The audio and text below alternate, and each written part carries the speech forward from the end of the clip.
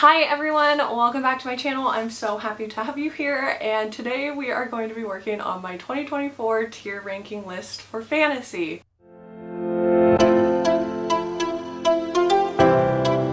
I'm really excited to do this video just because hopefully Goodreads isn't lying to me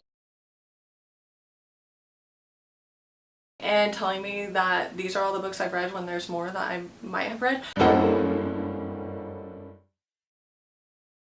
Hopefully not. 5 different categories for tier ranking my 2024 fantasy reads. I think my tastes have changed so much from the beginning of the year, so I'm interested to see where things may lie now. I printed them out and started cutting them out for this video, and I go, oh my gosh, yeah, my tastes have really changed from reading that book, and now it is not a 5-star. Gasp, I know. And that's the great thing about reading. As you do more of it, you learn a little bit more and you figure out what you do and don't like, and sometimes you realize the stuff you did like before isn't for you anymore, and that is totally okay. How many books? That just doesn't seem right. According to Goodreads, I have read 31 fantasy books this year. So we're going to take those 31 books that I've read in the fantasy genre and tier rank them into GOAT, greatest of all time, great but not GOAT, good, mid, bad. I'm pretty sure these are in order from when I did read them, because I know I started January on my SJM journey. I think this is in order from when I read them. I did make stipulations. I have to place at least 2 in a category. This is about to get really interesting, and I do want to make it clear that these are my opinions about these books. You can absolutely love these books, and I love that for you, but sometimes you get a bad book. Okay, so the first one is going to be Two Twisted Crowns by Rachel Gillig.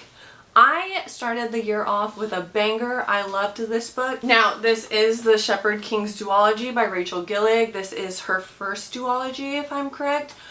One Dark Window was good. It wasn't great for me. Two Twisted Crowns was really great for me. I loved having Elm's point of view because Elm is just Elm. I loved him. He was great. I'm going to put this at great but not GOAT. The second one I read for the year was Assassin's Blade by SJM. I really loved this book. I do say you have to read Assassin's Blade first in the Throne of Glass series. I know it says different on her website, okay? Like I said, these are my opinions, okay? Assassin's Blade first. I'm gonna say this is GOAT. I had the best time reading this. I thought the short stories were perfect. I never got spoiled with Throne of Glass, so that ending just hit it so hard, and I was all for it. I loved it. It was everything I wanted in a book. Emotion was just perfect. So after Assassin's Blade, we went into Throne of Glass by SJM, and I am going to say this was mid. It's a good intro. I don't really remember much that happened in it though. I don't know. Would you guys think mid and good is kind of the same? Whatever. It's too late now. A Court of Thorns and Roses by SJM. I told you I did a SJM January, and I was really proud of myself to do a SJM January. A Court of Thorns and Roses. Good intro to the series. Beauty and the Beast retelling. I was looking at videos earlier in the week about the difference between romantasy and epic fantasy. And it's funny because it had talked about ACOTAR and how SJM was actually marketed as a young adult at first, and now after reading the whole series I'm like, yeesh, good thing they made that whole section for romantasy and new adult now, because imagine young adult. A Court of Thorns and Roses, I'm going to put at good because it's a good intro. It's a good intro into the series, and I appreciated it, and I actually really liked Tamlin in the first one. I didn't think he was that bad. That's just my 2 cents on it. Next, we're gonna do Crown of Midnight. I actually really loved Crown of Midnight. This is the 3rd in the Throne of Glass series. This is where you get that huge cliffhanger that just like changes your whole life. And I'm gonna say this might have been a life-changing experience for me, so I'm gonna put a GOAT because the ending just was like, if you stayed away from spoilers, that ending just hit so hard and it was worth it. Heir of Fire, this is the 4th book in the Throne of Glass series, and a lot of people hate this book because it's just introducing a lot of POVs at one time, and you're just like, holy cow, what did I get myself into? And trust me, I felt that too.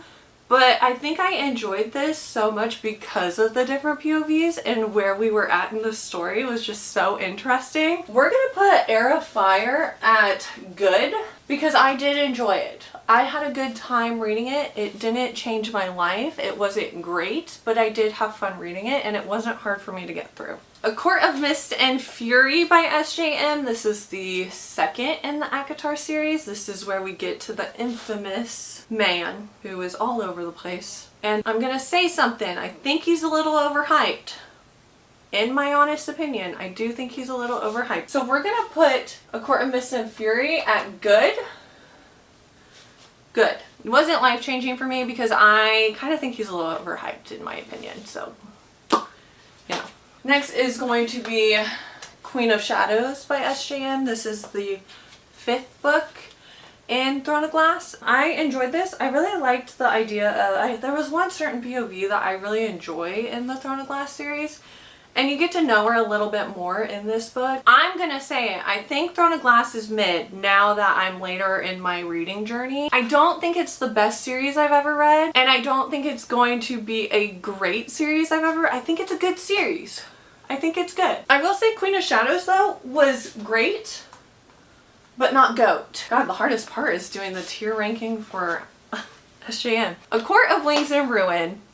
This book was top tier. I really liked this book. I think I'm more into the wars and not the romance aspect of it. So this one really hit for me because it goes more into war, understanding more of the characters involved in the story. So we're gonna put this one at GOAT. Greatest of all time. That's gonna go at GOAT. Court of Frost and Starlight. Listen, I'm the same as everyone else. This is gonna be my lowest rated one. It's a cute story, and you get to know Nesta a lot more in this story too, which I can appreciate because I really like Nesta. I think she had a lot of growth and everything, so don't come at me for that. Don't be weird about it. But I am gonna put A Court of Frost and Starlight at mid. A Court of Silver Flames. Listen, I like this book. It was too long though, but I did like this book. So we're gonna put it at great, but not GOAT. It was GOAT earlier in the year, but now that I've kind of like moved on from it, it's great, but it's not GOAT. I don't know what to do because I did the tandem read for Empire Storms and Tower Dawn. Empire Storms was good. Tower Dawn was mid. I guess I just answered for myself. Good and mid. And I think we've come to the conclusion good and mid might just be the same thing. So honestly, it's fine. What Did You Do by Janine O'Reilly. Have to give How Does It Feel its credit. It got me into book talk and filming content for books. I liked What Did You Do. I do think it was way better than How Does It Feel because I think Janine stepped her game up hardcore with What Did You Do. Go great, but not to GOAT. Like I said, if you would have asked me this early in the year, that was GOAT. It's weird. My tastes have changed. Bride by Ali Hazelwood. I was not a fan. It was mid, but I am going to put it at bad because I thinking about it now, I didn't like it. I think I was forced to read it because everybody else was reading it. And I think that's the only reason why I picked it up. Otherwise, I think it'd still be sitting on my shelves, to be honest with you, like all her other books have. Sue me, you know. The Stolen Heir by Holly Black. This one was great. It was great, but it wasn't GOAT. Okay? Which is a big surprise, right? I know. It's a big surprise for some. It's a big surprise. I know. I really liked the story. I'm so glad that she wrote it. I loved Oak. He was amazing. Surin was amazing too. Like, they were both just so complex characters and so many different personalities within them. And so different. It was like having Jude and Carden all over again, except it was different. It'll never hit the way Jude and Carden do, but Oak and Surin, they were great too. I really enjoyed them. So that brings us to The Prisoner's Throne, which was released earlier this year. This is in Oak's point of view. The Stolen Heir is in Surin's point of view.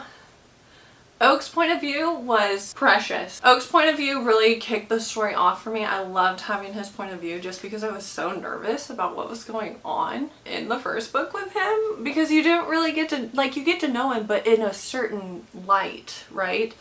The Prisoner's Throne, you get to be in his head and understand what he's feeling, and I appreciated that. And then we get a little surprise at the end of the book, and I was like all for it. I was so happy. I was ecstatic. This is GOAT. Sanctuary of the Shadow by Aurora Asher. This was a book I DNF'd. The way that storyline was, you could see potential in the Sanctuary of the Shadows, but how it was executed was just not going to fit into what I wanted as a reader, and honestly it was kind of creepy. Bad. The Coven by Harper L. Woods. I'm going to let you know right now, I don't remember anything from this book except the ending. So this is going to go in bad just based off of that reason. Because I don't remember anything except how it ended. Which, like, yeah, that's the most important part to remember, but how do I not remember the rest of it? I don't know. It just didn't work. A Kingdom of Stars and Shadows by Holly Renee. I really like Holly Renee's writing. They're short, they're simple, they're sweet. And when I say short, I'm saying if you get over 300 pages, that's crazy. Holly Renee don't write over 300 pages, usually. I could be totally wrong. This is the only series I've read by her. I did like this book. I did enjoy it. I do really like, I think his name's Everin in the book. The way it's set up, I can see this world was something interesting. It was very interesting getting into this world. So I'm going to put it at mid. A Kingdom of Stars and Shadows is going to go mid. And I think that's okay. Next, A Kingdom of Blood and Betrayal. Yeah, this one hurt a little bit. I'm going to put this one at good. That's the sequel to A Kingdom of Stars and Shadows. It hit correctly the way it was supposed to, and it made me want to go immediately into the third, which I did, A Kingdom of Venom and Vows, and the ending of this was great by Holly Renee. It was a good wrap-up conclusion. There is another book after this, but it's based off two different POVs. This is going to go at good too. Not great, but good. It was good. Like I said, it wasn't life-changing, but it was still good. Crave. You know, when I first read this book, I thought this was the best thing. I thought it was so good. But as I've been going, I have to say this is good. But it's not that good, so we're gonna put it at mid. It's good for those young, it's good for the young adults out there. Like Twilight, I ate that shit up. I would have put that in GOAT tier. Like Twilight was my go when I was 15, 16. That, if I would have read it when I was 15, 16, would have been go. I would have never, that would have been the best thing since fucking sliced bread. But since I have read plenty now, it's good. It's mid. Now Crush was really good. I really liked Crush. It had more plot-driven points in Crush, which I can appreciate. So I'm going to put this one at good. Covet. I thought it was too long and too much going on other than what I wanted. I'm going to put Covet in bad. A Fragile Enchantment by Allison Saff. I read this after Bridgerton, and it did everything I needed it to after Bridgerton. But now after reading it, I'm like, yeah, there were some issues with it. For sure. For sure there were issues with it. Was it a good time? At the time, yes. So we're gonna put her at good as well. Don't get confused. It's at good. Heartless Hunter. The way Kristen Ciccarelli did Heartless Hunter and how these witches do their magic was so interesting to me. And for that, we're gonna put it in great, but not GOAT. Because there's only one book out. I get a little nervous putting more up there, you know. I feel nervous because what if it just takes a shit? What if it dives off a cliff and doesn't make it? What if I regret putting it in GOAT after the second book comes out? Like, I'm just not willing to risk that, so it's gonna go in great, but not goat for now. Viciously Yours by Jamie Applegate Hunter. This was my first Jamie Applegate Hunter book. I really enjoyed it. It got me out of a freaking slump, which I can appreciate, okay? Because that slump was so hard. It was 2 months. I couldn't do it. So we're gonna put this, and I'm going to put this in good just because I know I'll pick up the second one that comes out. So we'll do good. Belladonna. Belladonna. This was fun. It was perfect for the season. I did it right after Viciously Yours, so right after I got out of my slump. And it hit, but I haven't picked up the second or third yet, and I don't feel the need to right now. So we're just going to put it in mid. Alright, these next ones are my most recent 5 stars. My most recent. And after doing 5 stars for A Rage of Dragons by Evan Winter, I do realize there were some issues with A Rage of Dragon. And I'm okay with that. And that's why I'm going to put this in great, but not goat. This is my most recent fantasy that I've read that I gave 5 stars to. It's The Fires of Vengeance by Evan Winter. And this was good. The ending has me a little tore up because I was like, damn, now I'm gonna have to wait a whole year, October 2025. That's not right. But we're gonna put it in go because I'm really looking forward to that third book. I think it turned out solid. I think I did okay. I am still kind of worried. Did Goodreads really tell me all the fantasies I read this year and only 31? That's so surprising to me because I thought I was like more into fantasy. But I guess that's just now I'm more into fantasy. So now I'm a little worried. But it's okay. It's okay. We did it. I'm happy with the product that came out. I lost a lot of breath doing that video too. So hopefully it turned out okay. Because I am not redoing this, okay? So thank you for watching so much. I appreciate you guys. If you want some more silly little tier rankings, I still have thriller and romance I could tier rank. So I'm looking forward to hopefully doing those. So check back later. Maybe I'll do a video for those in the coming weeks. Thank you so much for watching. If you did watch all the way through, if you don't mind, just go ahead and liking, commenting, and maybe subscribing. That would be so fun. My tier ranking. Right here. Hey, thanks so much. I will see you guys in the next one. Bye!